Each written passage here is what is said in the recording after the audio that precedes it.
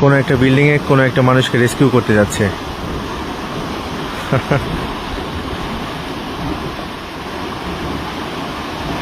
ওখানে নামলো, এখন নেমে কি করবে? সম্ভবত জাল নিবে এখন। চলেন দেখি কি মাছ পায় তারা, একটু দেখি।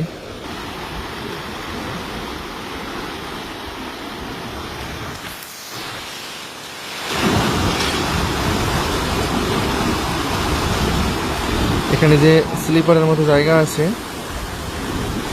ওর ওখানেই মাছগুলো লুকিয়ে থাকছে, মাছগুলো ধরতেছে। এটাই হলো এই পদ্ধতি।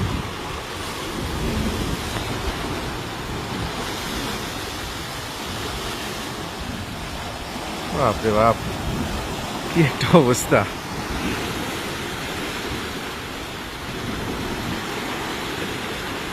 ভয়ঙ্কর ব্যাপার।